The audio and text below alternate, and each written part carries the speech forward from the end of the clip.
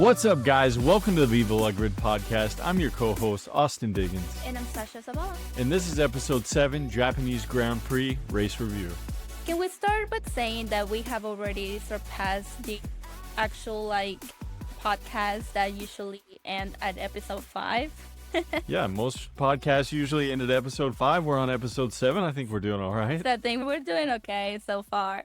But yeah, welcome back, specifically because honestly, we're recording this after 5 days of the race. Welcome back to us. Yeah. Obviously, life gets in the way, work gets in the way, and But mostly, I think it's mostly away from just life in general. I think it's the fact that we honestly needed a break. This past race was completely crazy, and I think everybody honestly needs a break from Formula One. The fans, the drivers, the principals, everybody needs a break to figure out their stuff. It's insane to say that because we're only 3 races in, but that just highlights how much of a shit show the new regulations have been. Obviously, we're going to discuss that, but it is crazy that the drivers seem fed up.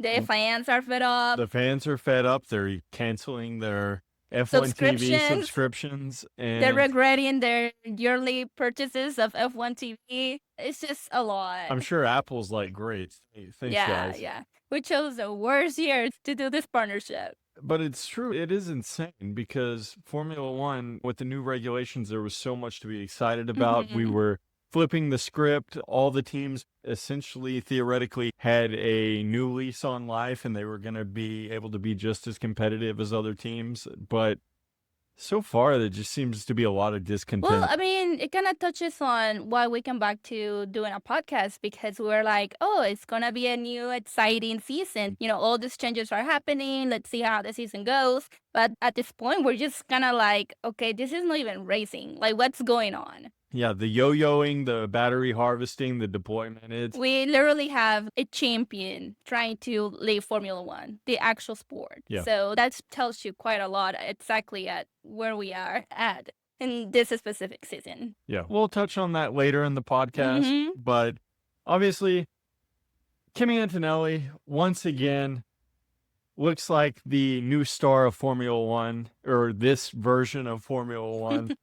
Let's just start off by jumping into what happened in qualifying, and then we can touch on the race. The Mercedes and Kimi Antonelli and George Russell, of course, once again leading the pack. Yeah. Qualified in P1 and P2. The surprise for me was the McLaren. Oh, yeah, because they were actually back at racing. So it was a surprise to them as well. Guys, we're back. Oscar Piastri qualified in 3rd. He looked fast all throughout the weekend, but I was very impressed, and I know he's just happy to be out there again. The Ferrari of Charles Leclerc qualified 4th, followed by the other McLaren and Lando Norris. Then you had Lewis Hamilton, who I've been really high on. I mean, he's having a good season. He's having a good season. We'll see if Kim actually comes to a race eventually, but maybe that's just what he needs to actually win the race. We did saw them together in this past Japanese Grand Prix. She wasn't really at the paddock like we expected her to be. But it turned out to be that one of her children is actually in Formula One, in motorsports, and not Formula One. He just jumped real fast in Formula One. No, he's in motorsports. I think he's doing karting, and who is best to literally coach a little kid into motorsports or the start of motorsports. So are you saying they're not dating? This is just a coaching relationship? It's friendship. It could be that they've been friends for a very long time. Actually, I think Lois tried to date one of the sisters, the younger sisters. I don't know. It's a little messy. Who knows? And it's funny. It's funny that I'm already jumping into all this gossip again because usually the chisme segments are only on the previews. Yeah, we tried to make this episode fast, but I need to say something about it. I saw a video. F1 posted a video, and they're asking the drivers who will be the most likely to be in a reality TV show. And everybody's like giving their names out there. And Esteban Ocon comes in and started to be just bringing the chaos into the Formula One video. And he's like, well, keeping up with the Hamiltons. Yeah.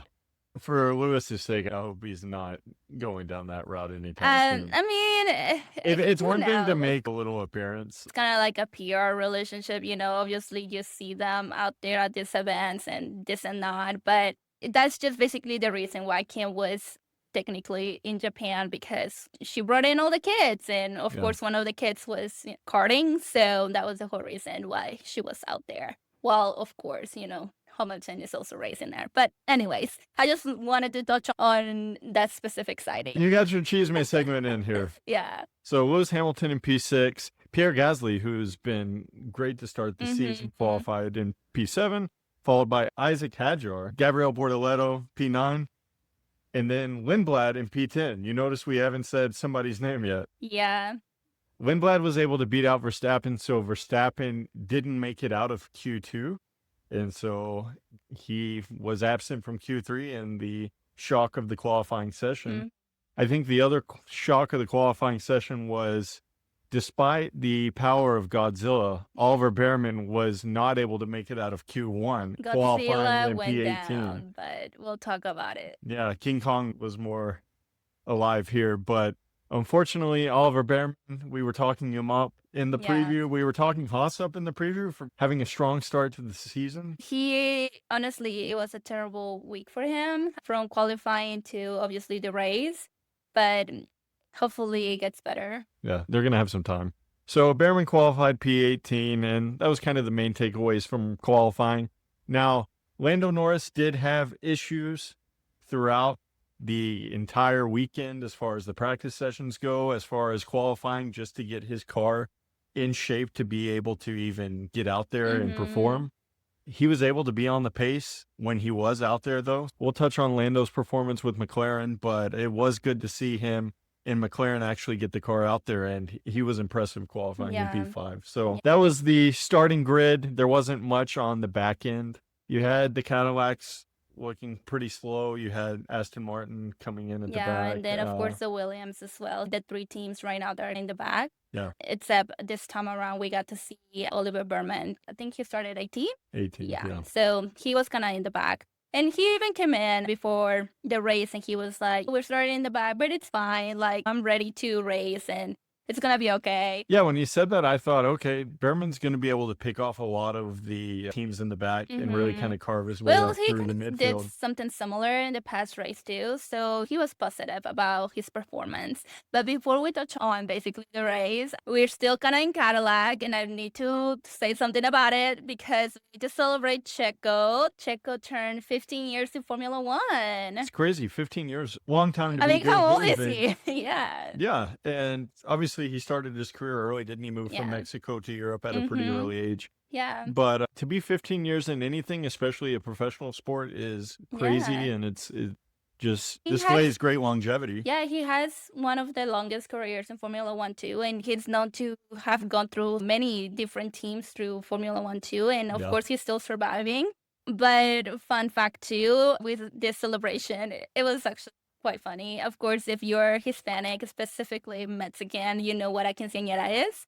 So the F1, the Mexican GP Formula One page on Instagram and I guess TikTok, they created a video very much like the 90s videos from this quinceañera parties. And it was hilarious because he had chambelanes and he had basically like who will be his main chambellan and everything.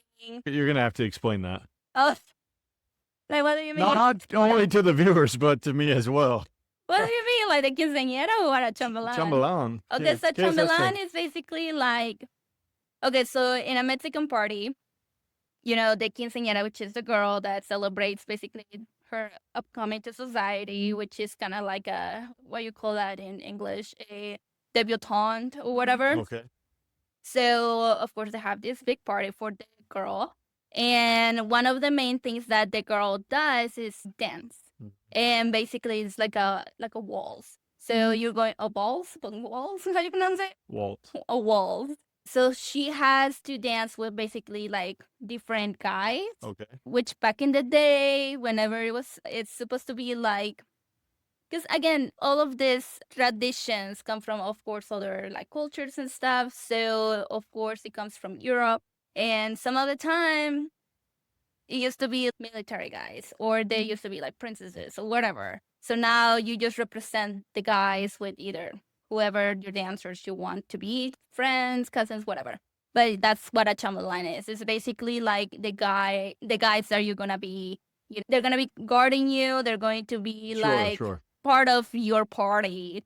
So they did a blast from the past and showed all of Checo. Yeah, because it's just very cultural. So unless, of course, you're Mexican, it's like one of those things that people say, what am I going to do if I marry, like, in a different culture? Because then I have to literally explain what that is. Then it's literally this. But they did this going back to the 90s and created Chamberlain and the whole thing. And it was just pretty funny. And I thought I needed to give the page a shout out because whoever runs the marketing, they need a raise for sure. But before we touch on the race and we move away, I have to say that Carola, which is Checo's wife, she usually doesn't come to the races. She's not one of those wags that go to every race or she's all about, herself or anything. She's just very private. But she was there that weekend, of course, probably to celebrate Checo. And she also brought in a special guest with her, and that is Jimena, which she used to be, she is one of the only Mexicans Miss Universe. So she was there, Jimena Navarrete, and yeah, I mean, they enjoyed the race and celebrated Checo. Oh, that's cool. Like we said, 15 years is a long time to be doing anything. So congratulations to Checo. That's a huge accomplishment. I imagine he'll be here for a few more years. Yeah. So I'm excited. I was really happy to see both of them there. And of course, celebrating Checo. I'm sure that is going to be completely crazy, specifically because his 15 years. Yeah, the Mexico Grand Prix is going to be pretty wild. The Mexican GP is going to be crazy for sure. But that wasn't the only noteworthy people that were in the paddock. Yeah, no. So I think we're being not only us, the fans, the drivers specifically, they have been given this notes about these regulations and how they feel like driving lately. And that is Mario Kart. Do you think that was to promote the movie that's coming out this weekend?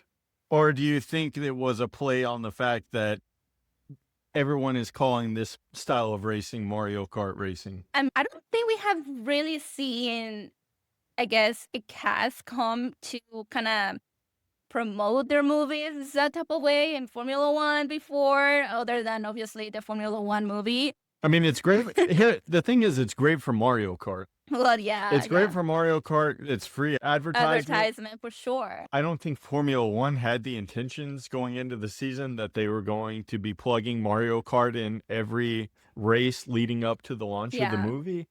But to me, of course, it has a negative connotation when you're mentioning it as Mario Kart racing. It is when it comes to the actual great Formula One, sport. Obviously, you don't want to be hearing, "Oh, I'm driving a Mario Kart." No, but it is a really great marketing move when it comes to really coming in and promoting a movie that basically is what everybody is referring it to. So yeah, no, it is. And so I guess with that, yeah, we got to see basically the cast of Mario Kart. Yeah, I know that.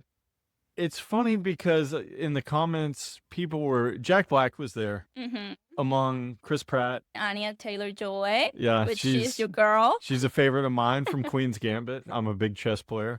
But she looks like an alien. I don't know.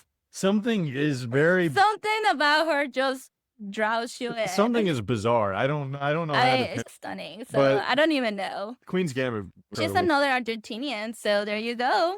Yeah, but anyway, Jack Black was there. I know he was getting mixed reviews. I couldn't believe it because how can you hate on Jack Black? But you had people saying, "What is Formula One becoming? I can't believe he's there. This is a joke." Anytime I see Jack Black on my TV, it just makes me happy. Well, I think it was that whole reaction that we're talking about. It's kind of like, yes, I love him. Great actor. I love the movies.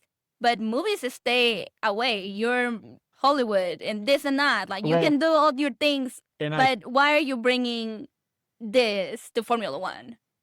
not to mention that the fans are already dissatisfied. So when Hmm they're seeing Formula One and Liberty Media, of course, showcasing Jack Black on every, I mean, we saw him a ton. It was a great way if we're really talking about marketing because, once again, Mario Kart, Japanese, our last Right. episode, it was basically we were mentioning anime. And Mm. of course, that is big culture in Japan. So bringing them in now with the release of the movie, we're talking about Mario Kart and Formula Talking One. about Godzilla. Like, Yeah, it was all so of the course, perfect race yeah, for it this. was the perfect race for that. But yes, maybe the fans are talking about it being very like performative and Gimmicky. yeah, and all Just, these things when one of the races that usually is like that, it's literally coming up, and that is the God. Miami Grand Prix. So who knows what's gonna happen there? As an American, even when I'm watching that, I'm like, oh my gosh, this is unbearable to watch. It's It's just just a so. little crazy. I think The every football helmet thing was we'll talk about it we'll talk about once it we in get there, Miami Grand Prix preview, but the football helmets were just ridiculous. we're not there Even yet. even the drivers were like, what are we Yeah, wearing? no. When it comes to the Miami Grand Prix, that is it's so cringy for some reason. Yeah, it's bad. But anyways, But all I could think about when I was seeing Jack Black, because he's in the paddock, he's in his Ferrari gear, he's got the headset on, and I'm just picturing him just in like School of Rock mode, just rocking out, like hitting the high notes. He's awesome. Jack Black is incredible, and he's one of the few people that across generations is yeah, loved. yeah. Of course, I remember him from Shallow Hal and then School of Rock, and I think he now has he's done. really venturing into all these kids movies. He had what, Mhm. Kung Fu Panda, was he? Yeah, Nacho Libre, yeah. now So Mario. so he has gone through obviously generations, and of course, if Mhm. my nephews love him, Yeah. obviously. I remember telling your oldest nephew, Max, I remember telling him the premise of the movie Shallow Hal. And he was like, what?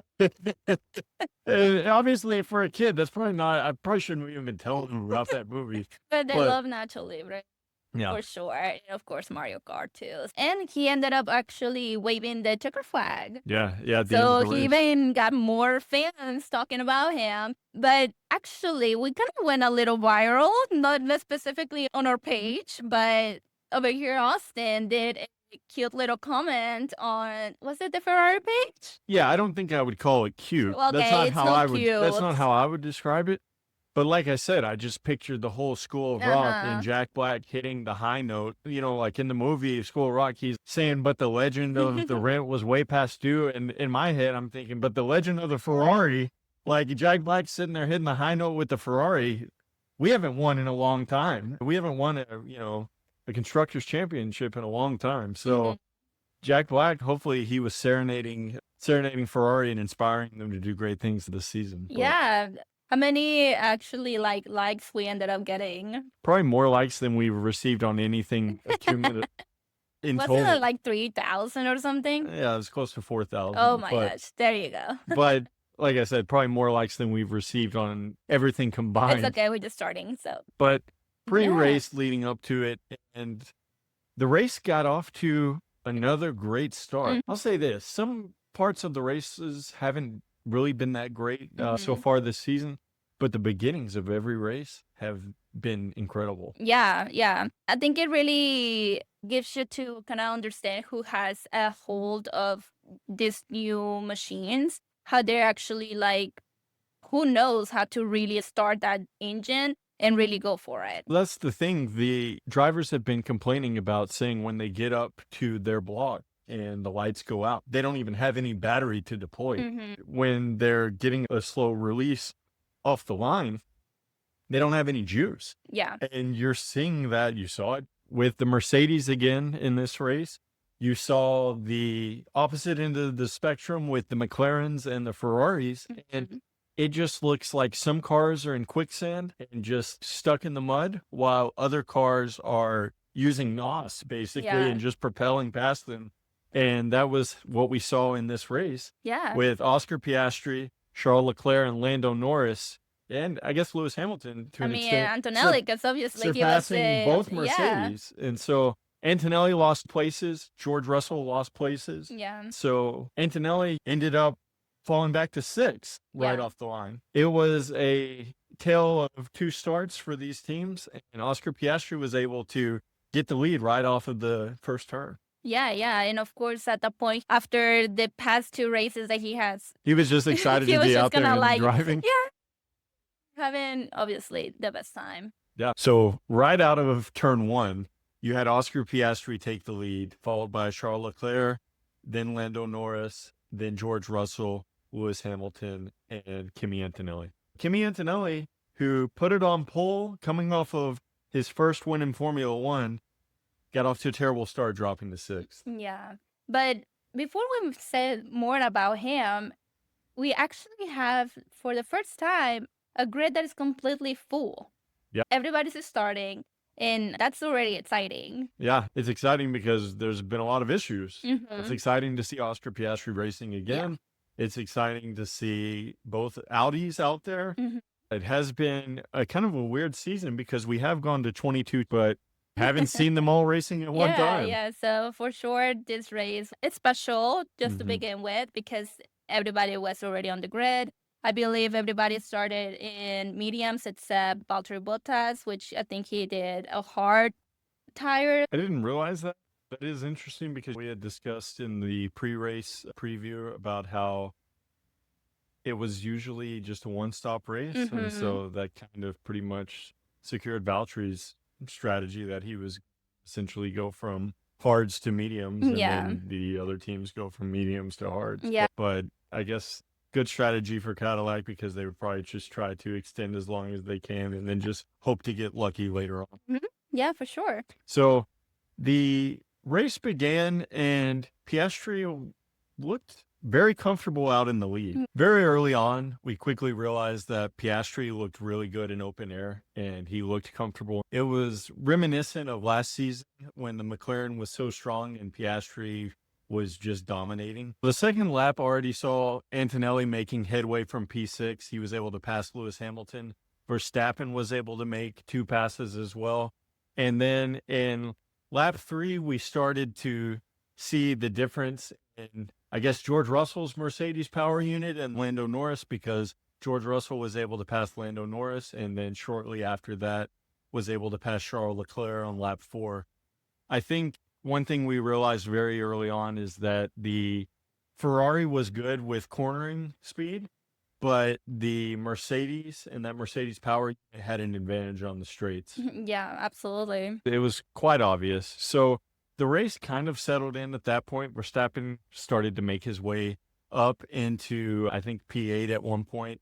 And then really it started to become a George Russell and Oscar Piastri battle, where Piastri did look good in open air. I know lap 8, lap 9, they were trading places. Piastri was starting to play the strategy game where he was starting to downshift, preserve his battery, and then was able to pass George Russell on the straight. Mm-hmm. And so Piastri in open air looked just as fast as George Russell in the Mercedes. Yeah. Obviously, I think at one point he was on the radio and being like, I think if we keep this pace, we might be able to take it home. Yeah, you could tell he was feeling really confident. I don't know if it was just because it was the first race I that mean, he he had was been back in. in the race, so But driving. he's a great driver, and when Piastri's confident, you see a difference, especially towards the end of last year when he had lost his confidence, how much of a difference that made in his driving. But the race settled in at that point, and really we were wondering who was going to pull it out between Piastri and Russell. I kind of assumed that it would be the Mercedes, but Antonelli continued his recovery drive. At one point, we're also seeing him like do the fastest lap too. So Yeah. I mean, at that point, we already can tell that the Mercedes are really, really fast. By lap 11, Antonelli had already passed Lando Norris, and Piastri seemed by lap 15 to be like he was in control. He was able to hold off any of George Russell's advances, and he had built a small gap. We didn't really start to see things change in the race until the first pit stop started to occur. Yeah. So in lap 17, the pits opened. Lando Norris and Oliver Bearman were the first to pit. Leclerc decided to pit shortly after that to cover off Norris so he didn't get undercut there. And you started to see Antonelli really gain pace on George Russell. And I think that started to put the pressure on George Russell, especially when Piastri ended up pitting. Mm-hmm. George Russell was worried about Piastri. He was worried about Antonelli starting to gain on him, and he probably felt like he was in no man's land there. Yeah. Obviously, I think we talked from the very beginning of the podcast how George really wants this. Yeah. And with the hierarchy of teams and drivers, obviously it's supposed to be him. So at that point, he's literally getting close to being the lead of the race, and he starts feeling the pressure. To me, everything he did throughout this race just screamed desperation. It seemed like a guy who was pressing a little bit, and with everything that occurred, and as we'll soon find out, the race didn't work in his favor. Yeah. George Russell was kind of complaining over the radio. He, of course, was worried about Piastri, worried about Antonelli behind him. And so I think they wanted him to extend, especially after Piastri pit. I think they were wanting him to extend like 7 laps, 6, 7 laps. But he just wasn't feeling very comfortable in the car and felt like he lacked that pace. So they kind of forced his hand, and he decided to come into the pits on lap 21. And as fate would have it, a safety car was triggered by an insane crash by Oliver Bearman. Yeah, and it literally was as soon as he got out of the lane. Yeah, as soon as he got out of the pit, you see the yellow flag come in, and you're thinking, okay, what just happened? What just happened? And then it cuts to Oliver Bearman, and his car just in the wall. Yeah, and that is where George gets the alert, and he just goes, unbelievable. Oh, he sounded like a Harry Potter character. Unbelievable. It just was like, obviously it was outrage, but it was the most gentleman outrage you've ever heard. Maybe it was the British accent, but it sounded like he was about to say, Expelliarmus. Oh my God. Like, I don't know, but the timing of it was terrible for George Russell. And obviously the camera cuts to Bearman, who's getting out of the car. Yeah. We're going to touch on this whole incident a little bit later because we've got a lot to say. But Bearman gets out of the car. Looks like he can barely put any weight on his leg. Pressure, he's walking with a severe limp. And in that moment, I just, like, it was any hard to crash, watch. any crash is obviously easy to watch. You always want to make sure that the driver is fine, that they're able to get out of the car, especially if there's any fire that you're able to see or anything. Of course, as soon as the safety car alert comes in, it takes a little while for everybody to be like, okay, what happened? And that's when the pass. Basically, they go straight to his camera, and you can see exactly how fast the maneuver that he had to do, and it's specifically how straight, super fast goes straight to the wall. And it's just, I don't know, again, no crash is easy to watch. Yeah, so let's give a little context here. Colapinto looked like he was slowing down into the corner. He was probably super clipping, and obviously, with these new regulations, there's huge differentials in speed. You've got one guy who is downshifting, who's charging the battery. You've got another guy who's deploying, and it was 45, 50 kilometer an hour difference. Yeah. And so Colapinto is slowly drifting as well into the middle. And because Bearman's coming in with so much speed, he has to take evading action and just goes completely off the track and into the wall. It was terrible, but it further highlights the issues with these regulations, and it shows what the drivers have been complaining about now since the regulations even began, that this was going to be a problem. And unfortunately, we saw firsthand today. Yeah, for sure. Do you want to keep touching on this specifically, or do you want to just finish the race and then we touch on? We'll touch on this later on in its own segment. Okay. Because there is a lot to say about it, and it's controversial. I mean, it is, and of course, it's kind of like the big highlight of this specific race. So, okay. So we got to see the safety car. So under the safety car, Antonelli is able to get a cheap pit stop. Yeah. Everybody starts speeding, obvious reasons. But Mhm. yeah, for sure, Antonelli, he was the lead.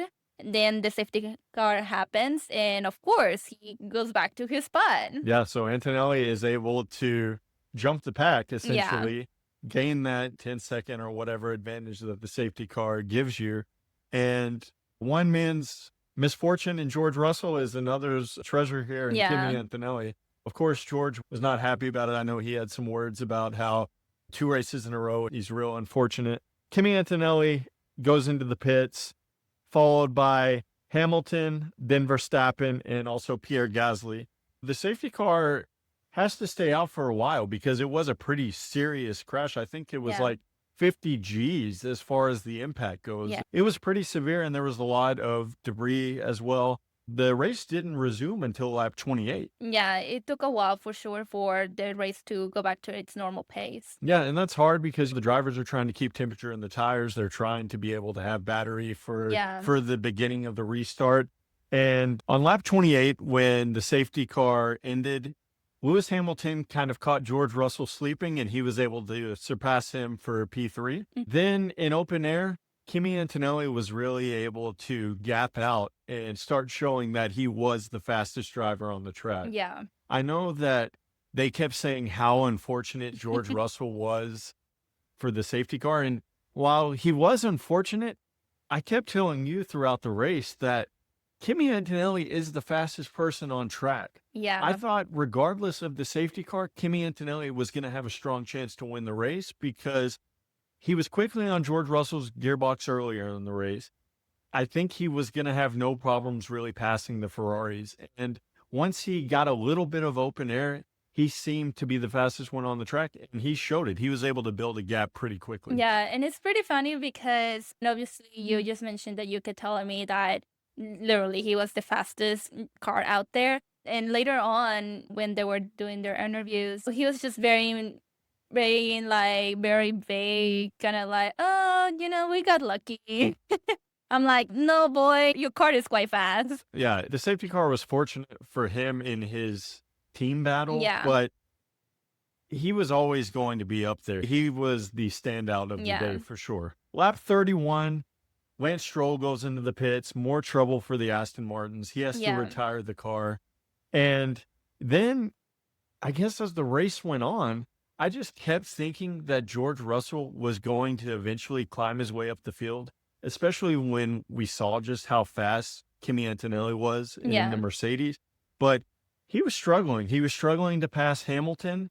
Leclerc was able to pass him. Yeah, I think after the whole safety car situation, he started the race really well. He's fighting out there. He's like, I need to get up there and He was everything. pressing, though. Yeah, yes, and then eventually pressure really kind of threw him off. But then later on, it's kind of like he just loses everything. Yeah. And you start seeing him kind of being like, what is going on? I'm losing power. Yeah. Leclerc seemed to just blow by him. And it was Yeah. weird because I thought he was harvesting.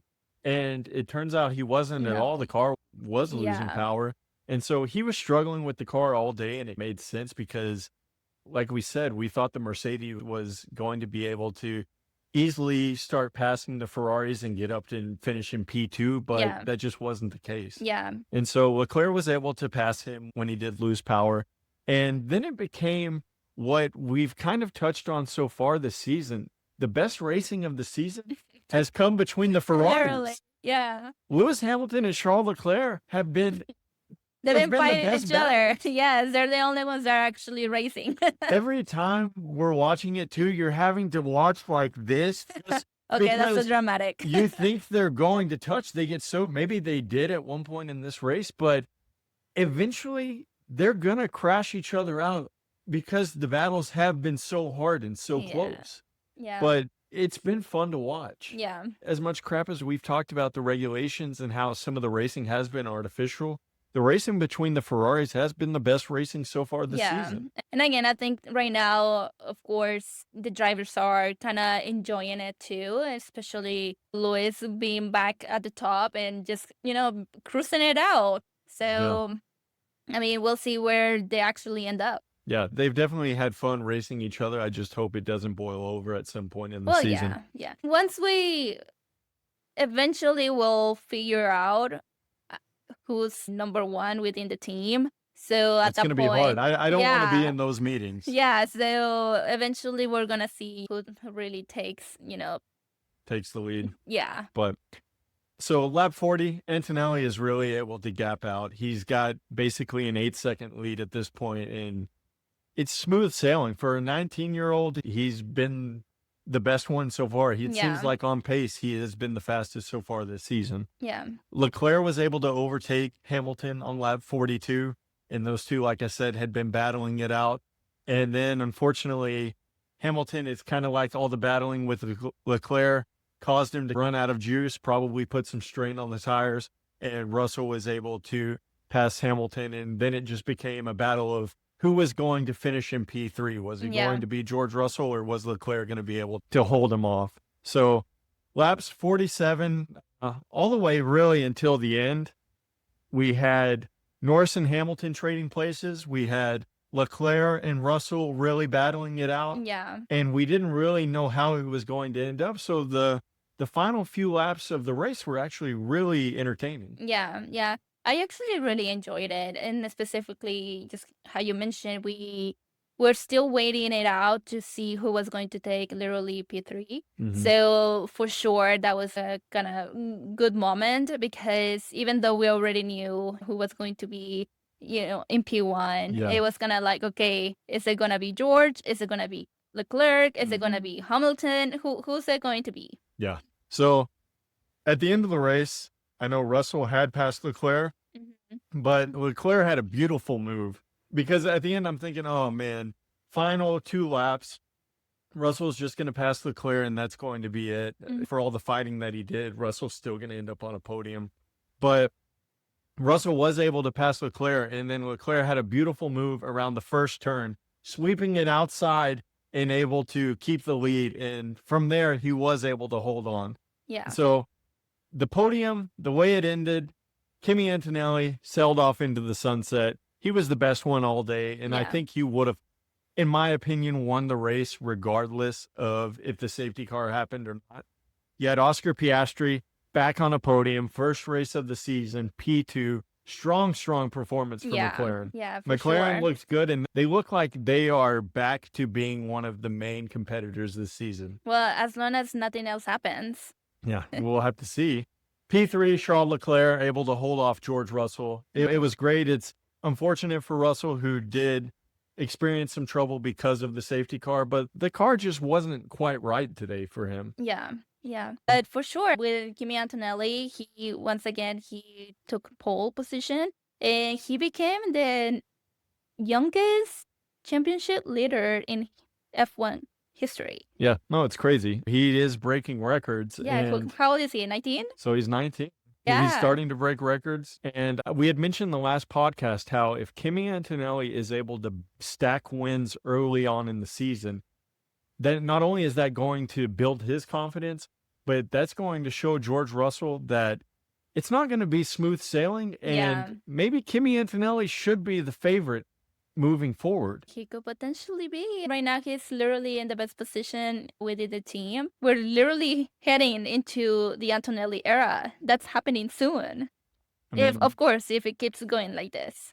We may already be here. And like I said, we've talked about Verstappen's discontent. If Verstappen does decide to ultimately leave Formula One, Kimi Antonelli could take his place as the new person on the throne of Formula One. Game of Thrones. Yeah. So we've got Joffrey and George Russell, and we've got Jon Snow and Kimi Antonelli. Yeah, I think we've been talking about actually doing an episode about who's who within Formula One and Game of Thrones. So stay tuned for that. That's gonna be fun. Seeing that we already have King Joffrey, and you guys already know who that is. So George Russell came in P4. Lando Norris was able to edge out Lewis Hamilton. So P5 for Norris, P6 for Hamilton.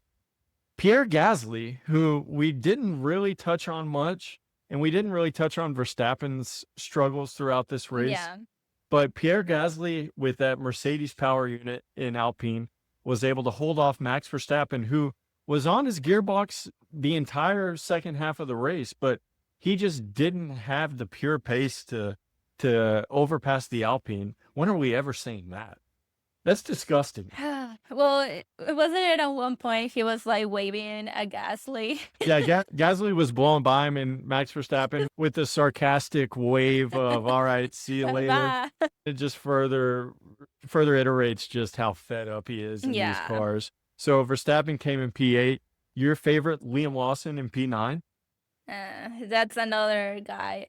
I don't know what his deal is. Of course, right now he's doing okay in Formula One. Liam Lawson has points in 2 of the first 3 races this season. Yeah. So I mean, cannot say he's a terrible driver, but again, he's in a good team. So is it the machine? Is it him?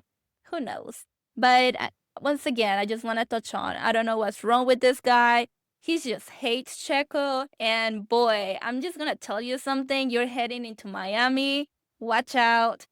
And even more watch out once you get to Mexico, because you better have thick skin. Okay, so you're not a fan of Liam Lawson. No. You guys already know. But he did have some good fortune because of the safety car. Yeah. In normal circumstances, I don't think the Racing Bulls or Liam Lawson were really on the pace to be getting points today. So, he lucked out, but pretty strong start to the season for Lawson. Yeah.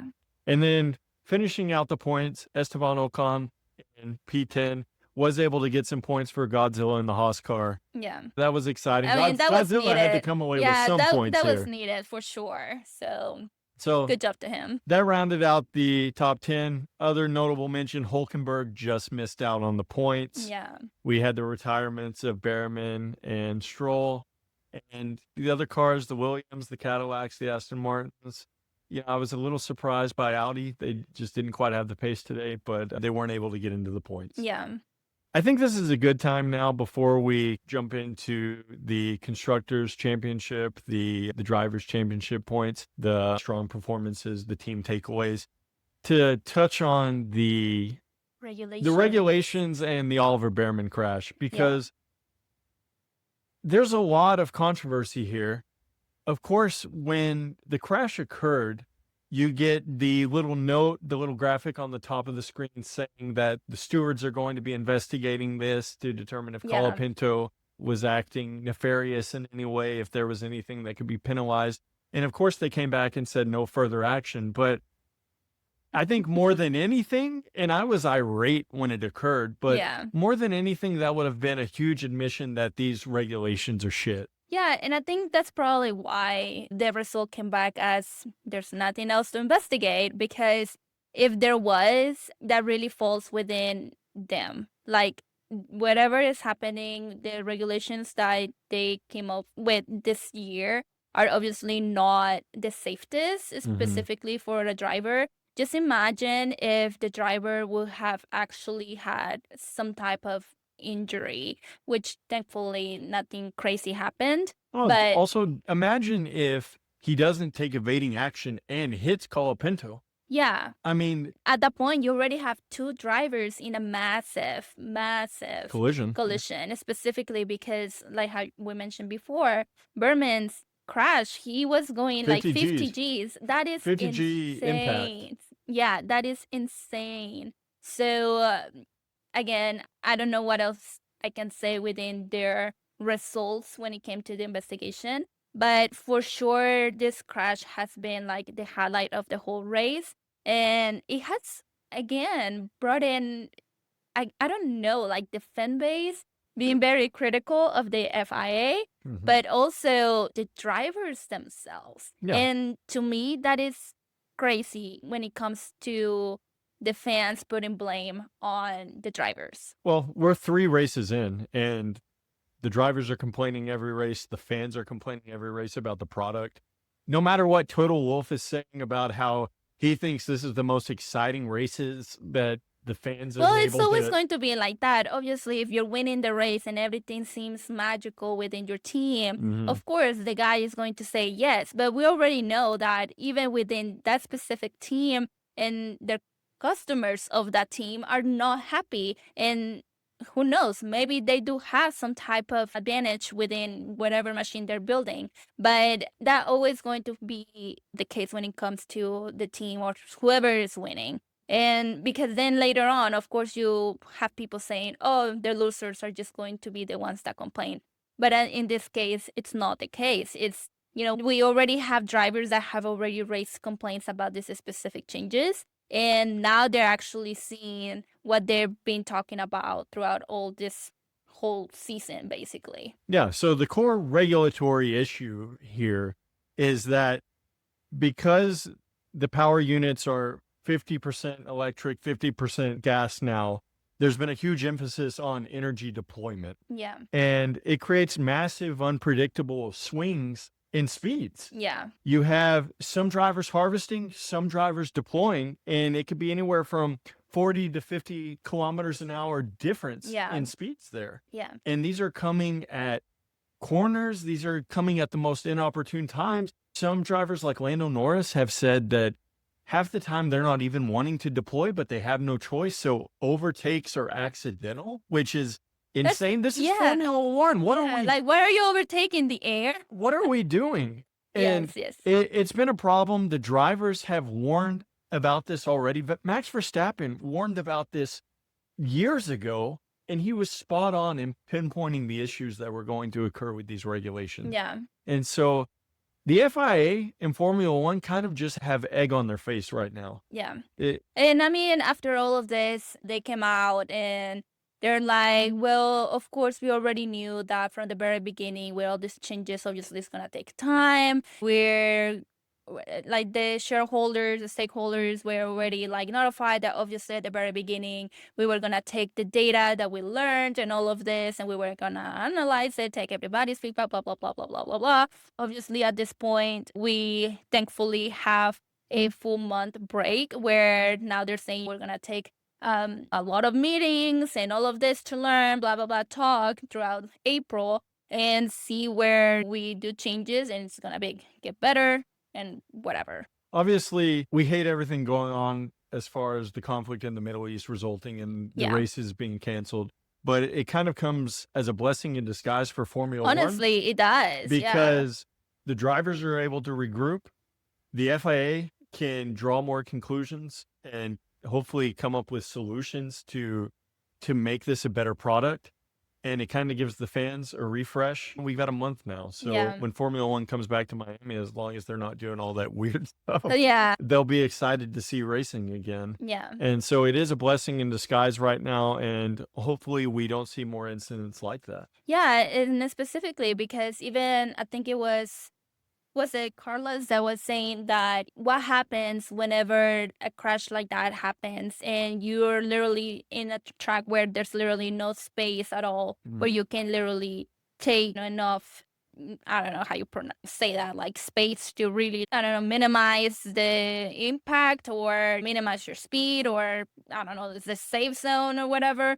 But I mean, instead the reaction time is instantaneous. Like you're not, especially when you're going that fast and there's the huge differential in speeds there, the impact could be severe, if not lethal. And then we also have tracks where there's street races. Tracks, So think about Azerbaijan. Monaco is literally in the middle of the whole city. Thankfully, it's a lot slower. Yeah, pace. it is slower for sure, but I'm just saying there's still very narrow and closed lanes. So yeah, that's just a very big issue.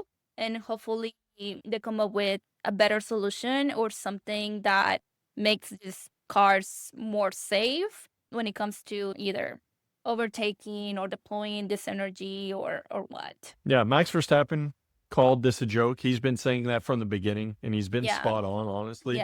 I know some people want to label him as a sore loser, especially since he's had a lot of issues early on in the season, but I think he's been spot on as far as these regulations go. And say what you want about him, but he clearly wants to see good driving and appreciates good driving. And I think more and more drivers now are saying it. I was surprised with how vocal Carlos was, but Carlos was exactly right. Even Fernando came in and also said something before the race, and it literally, like, it happened. Yeah. Lewis Hamilton came out and said he loves the idea of sustainable tech, but Well, it's not sustainable they've right been now. saying, yeah, this is the opposite of sustainable, especially if this occurs. But obviously, they've been warning the FIA. Thankfully, Oliver Bearman came out relatively unscathed. He's not seriously injured, but he's fortunate because it looked like it could have been much worse. Yeah, and touching about him, I talked about how even fans are putting the blame on the drivers. And just when it comes to him, they're saying, oh, is it because, he's young, he's a rookie, he probably just didn't know what he was doing, blah, blah, blah. Or putting the blame on Colapinto, saying like, same thing, like his car, it's slow, he hasn't done very well, or something like that, to the point that you're literally having Alpine come up and make a statement because the comments are literally horrible on social media.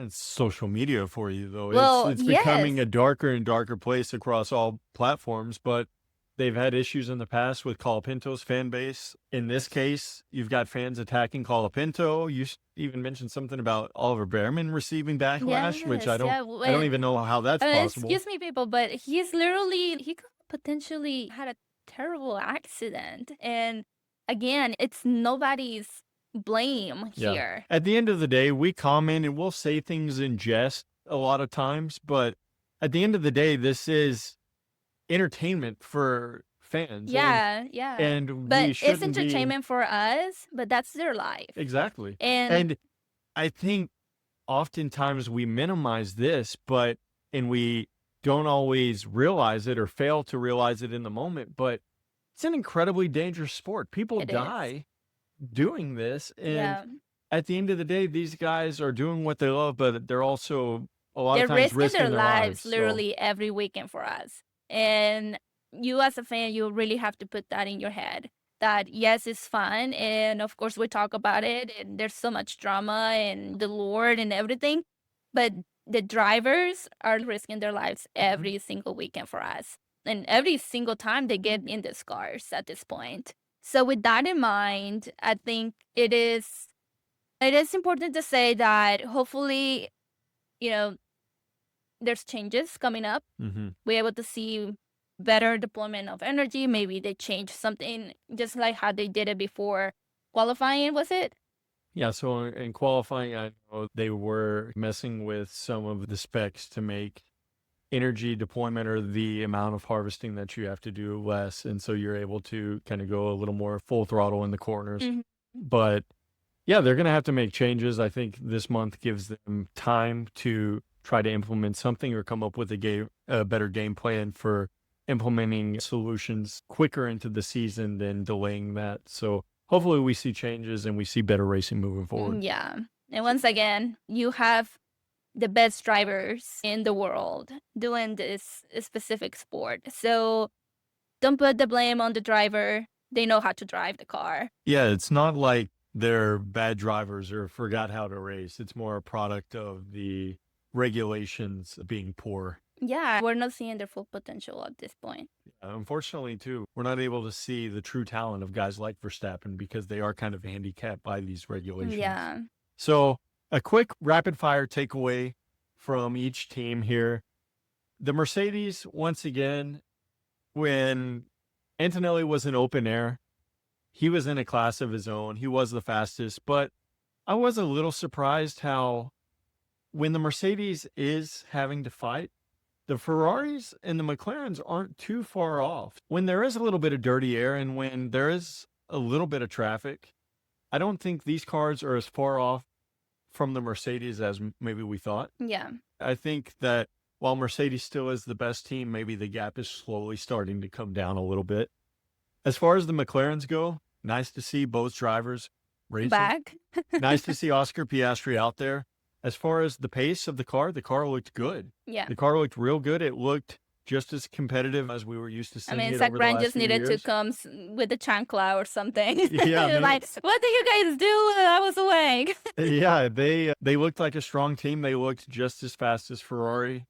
And I don't think they're too far off from the Mercedes. So that was good to see. Yeah. As far as the Ferrari goes, of course, they're just as competitive, like I said, as the McLaren. Leclerc was able to hold off Russell, so there's a lot to be excited about. I Mm-hmm. think really where they're missing right now is just the power unit. If they are able to make up a little ground on the Mercedes power unit, especially over the next few weeks, over the next month or so, then I think the Ferrari is going to have a real nice package and really be able to compete with the Mercedes and the McLaren. Yeah.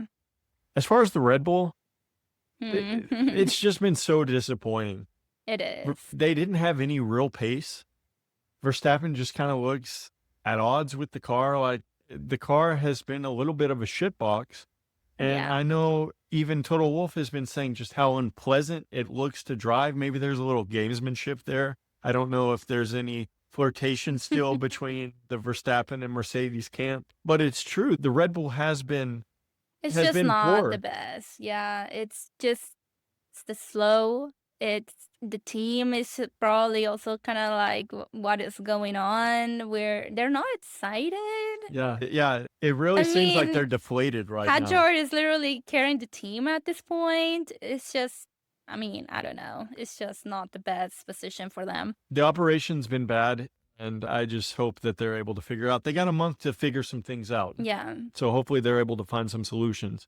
A surprise so far has been the Alpine. Mhm. Pierre Gasly has looked really strong Yeah. throughout the season. Of course, they've got the Mercedes power unit, so not every team has been able to put it together that's had the Mercedes power unit. The Williams hasn't. Yeah. And so for Flavio and Alpine with Pierre Gasly and Colapinto, so far it's been surprising and it's been decent results. Yeah, but touching on them, that was kind of like Alpine actually put in a statement about the two drivers. Obviously, they talk about not only about the bullying and all of that, what was happening with Colapinto, but also how some fans have been saying that there's some favoritism between the cars and maybe they're just sabotaging Colapinto too, when obviously you have Gasly literally being ahead of Verstappen and putting some points and Right. being up here and performing. Well, I believe they even had Colapinto was in some type of like altercation / crash with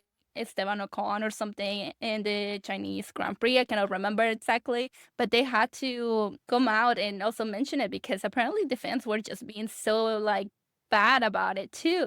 So at this point, they're just saying that, I don't know, the Alpine team is just favoring. It's the French favoritism here. The Alpine's a French team and Pierre Gasly's French. If there's any favoritism at all, okay, but Yeah, it's no. nonsense. I think I mean, they even say we love our drivers. Obviously, we want them to do well. Obviously, there's nothing that we're not doing that is specifically for one driver than the other. no, It's we're just 3 races into the yeah, season. yeah. I So think it's nonsense. I think, look, the Argentinian fans are passionate. yeah, They're a passionate fan base. They are very supportive of whether it's soccer, whether yeah. it's Formula One even. And so, of course, I think they're just wanting to see their driver succeed. So I don't put anything in that. And I Right. certainly But don't think there's any but favoritism. people, let's be nice out there. Social media is just social media. You don't have to be nasty. Yeah, no one needs to be a keyboard warrior over Yeah. here. The Haas team, the Bearman incident was unfortunate. That was tough Yeah. to watch. I don't know where he would have finished. He really had a bad start, especially with qualifying. But Esteban Ocon getting in the points for the first time this season, that at least he was able to kind of carry his weight a little bit. Yeah. So the Aston Martin, once again, just nowhere to be found. The Honda power unit's terrible.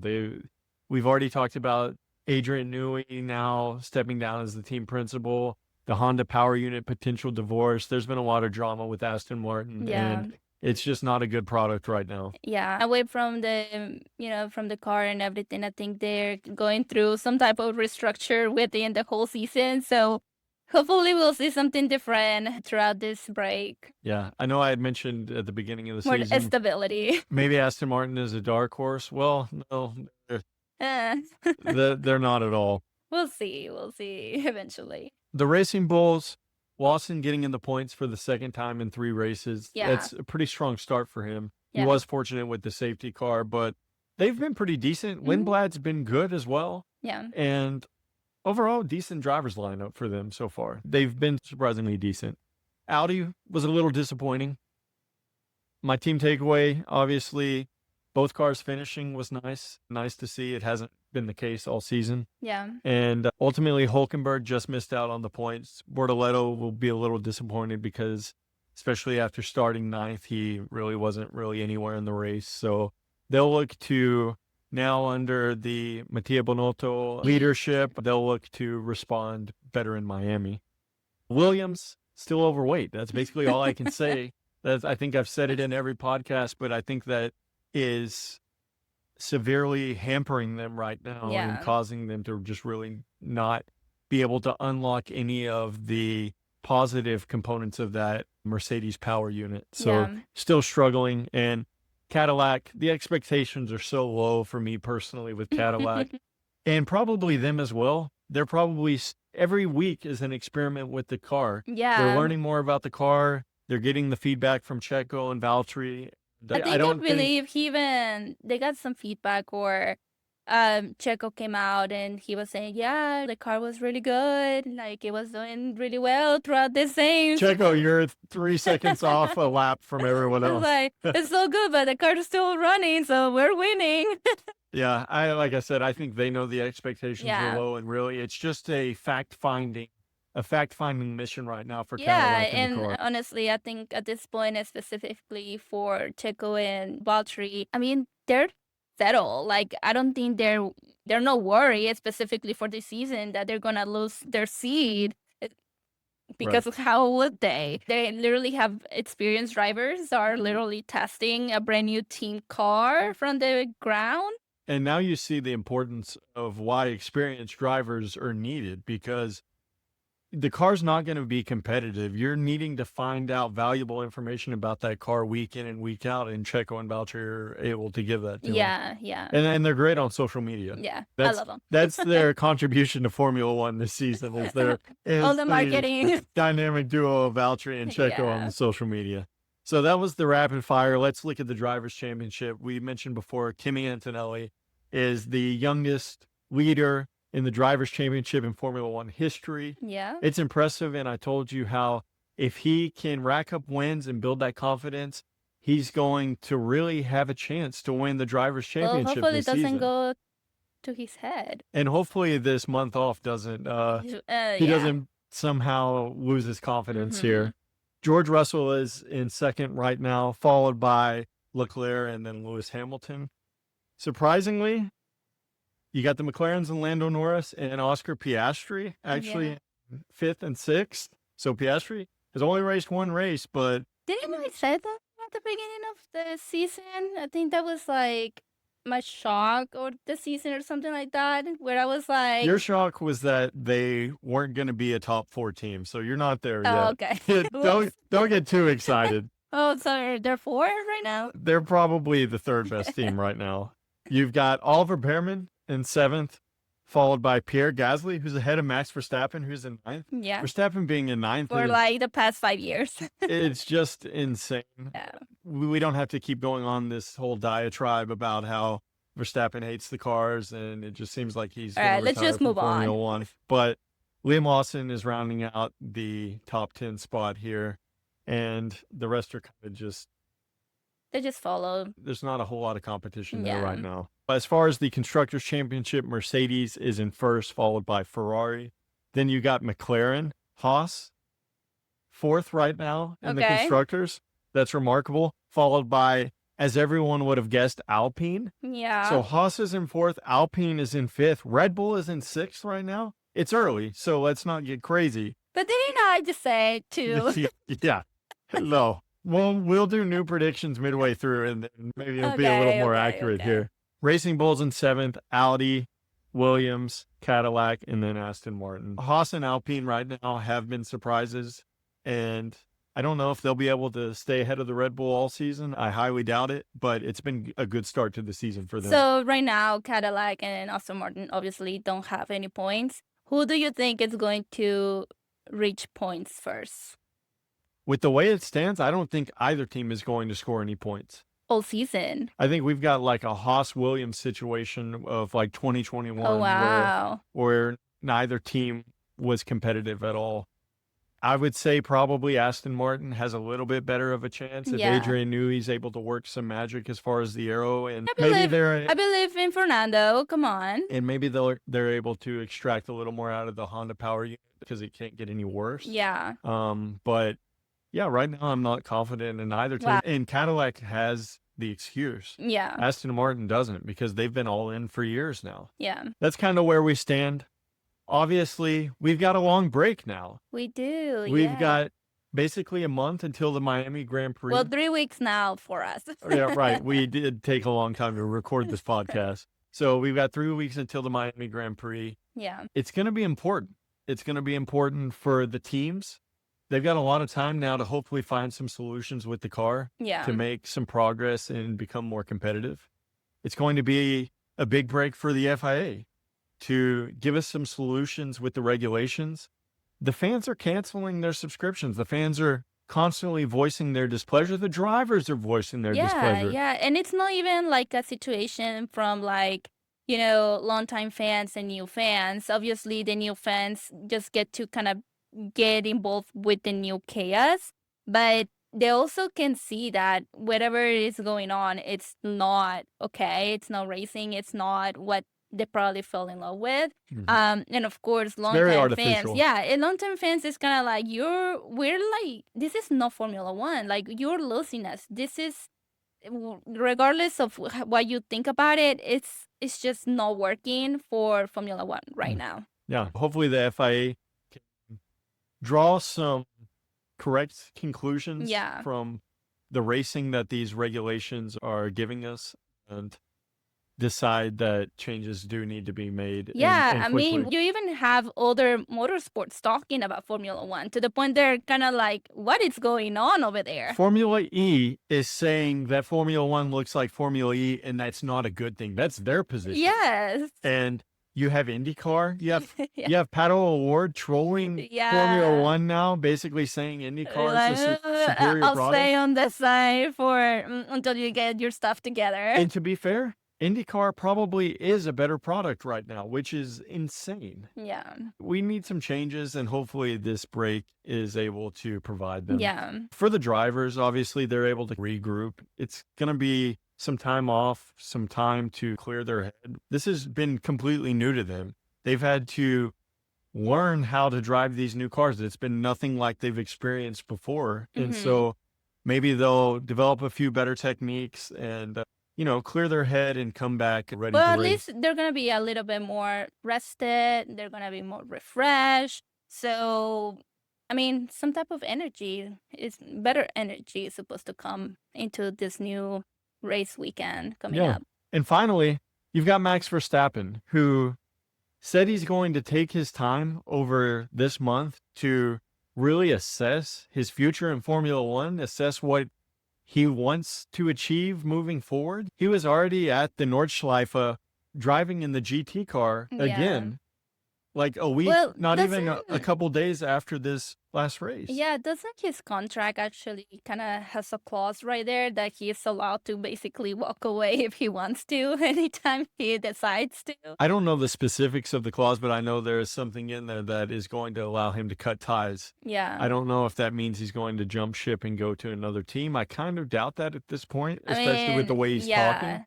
But it does seem like he's seriously contemplating his future in F1, and that alone should be reason for Formula One and the FIA to make sweeping changes, because you don't want the 4-time world champion and best driver on the grid in your sport to be leaving Formula One. I think that it's only going to hurt the sport, and obviously we don't want to see Max Verstappen leave. Right.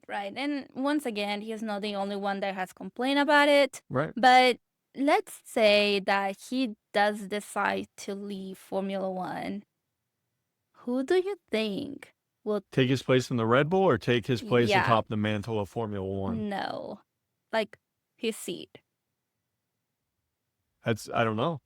A lot depends on how competitive the car is. Obviously, Red Bull would want to go big game hunting. I think they would be trying to go for a big name, but if the Red Bull's not competitive, Why? We do have Yuki Tsunoda waiting for a seat. I would they assume bring him back? Carlos Sainz would go there and they would bring him back to Red Bull before, if that were the case. I don't know how much he's loving his time at Williams, especially this season. And he was on a shorter contract with Williams. So Carlos Sainz would probably be my pick. Yeah, actually, I was thinking about him. He does have some history with the brand as well. Yeah. So Yeah, him and Verstappen came up at the yeah, same time. so if we wanted to really bring him back to one of the, I guess, top teams as we know, yeah, that will be a good position for him to move on. Yeah. But I don't know. It's going to be crazy. I know Verstappen has mentioned he's getting older. He's not that old, but he is a father. Yeah. He wants to spend time with his friends and family. It's been a very mature response from Verstappen. And I think he has passions outside of Formula One and other racing genres. So yeah, it's going to be interesting to see what happens. Well, we're just going to have to wait and see. And hopefully he comes back a little more revitalized. Yeah. With that, that's going to conclude our recap of the Japanese Grand Prix. Yes. It was exciting. It's exciting to see Kimi Antonelli have sustained success. Back-to-back wins now. Back-to-back El Jefes of the week, as you predicted this time. Of course. And we've got a few weeks break now. Yeah. Hopefully we can all take this time to regroup and come back, and hopefully Formula One looks a little more like the sport we remember it as. Yes, for sure. So once again, thank you so much for watching and listening to Viva La Grid podcast. If you find us online at Viva La Grid podcast on all social media platforms, please make sure to follow us, like any of our posts, and give us some feedback in the comments. We love to read your comments and interact with you. And yeah, we cannot wait to see you in Miami. Yeah, we'll see you in Miami, guys, and take some time, rest up, and let's get back to racing soon. Yes. So see ya. See ya.